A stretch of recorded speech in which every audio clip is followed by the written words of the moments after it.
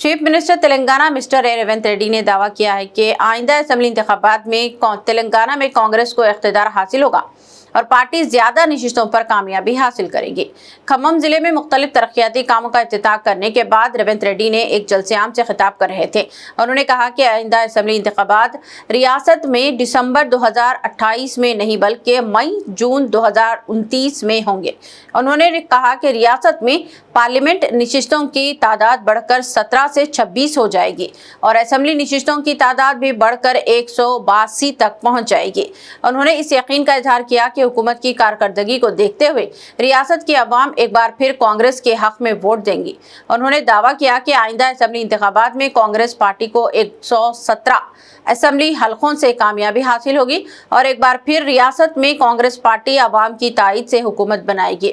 Chief minister ने दावा किया कि इनकी हुकूमत अवाम की फलाह बहबूद के लिए काम कर रही है और अवाम हुकूमत की कारकर्दगी से मुतमईन है। 36 నెలల ముందు ఖమ్మం గడ్డ మీద నుంచి నేను చెప్తున్నా, రాబోయే ఎన్నికలు 2029 డిసెంబర్లో జరగవు, 2028 డిసెంబర్లో జరగవు, 2029 మే జూన్ మాసంలో మన శాసనసభ ఎన్నికలు జరుగుతాయి।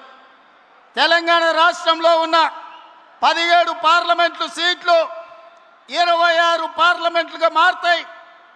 119 ఉన్న శాసనసభ నియోజకవర్గాలు 182కు పెరుగుతాయి। ఈ రోజు చెప్తున్నా, 182 శాసనసభ నియోజకవర్గాలలో 117 సీట్ల పైన గెలిచి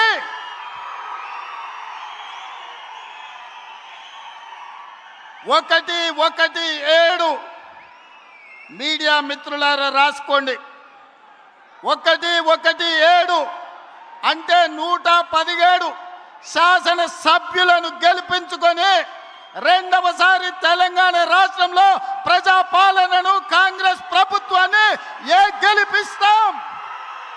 రాముడు మీద,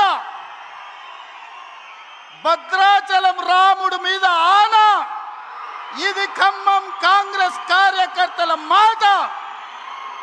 కాసుకో చంద్రశేఖర్ రావు, నువ్వు, నీ కొడుకు, నీ అల్లుడు, నీ బిడ్డ, నీ చుట్టాలు, నీ భజన పరులు,